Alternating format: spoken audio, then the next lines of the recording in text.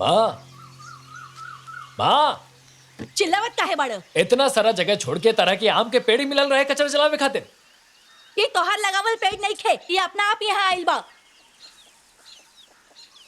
हे भगवान, हमारा आटा।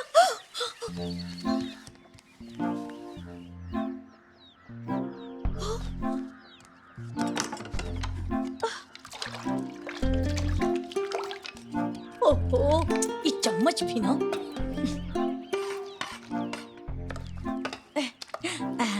ये आटा भी ना पटाखे की तरह फूट रहल बा।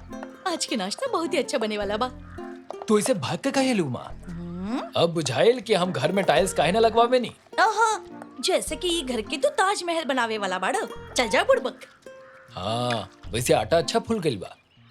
तू एमे खाए वाला सोडा डले बाड़ू का? ना, ये अपना आप फूल के ऊपर आइल बा।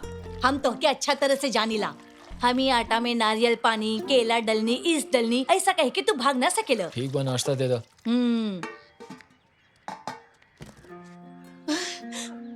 अभी अंडा के साथ खेली। अगर एक के बेचब तो हमके 8 रुपया मिली। कैसा लड़का बा तू?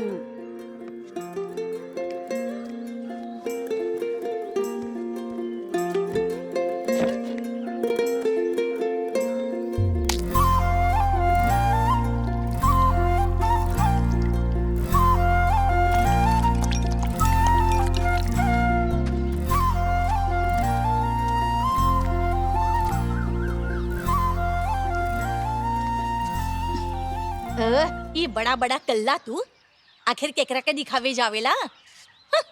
भूरा मत हमके।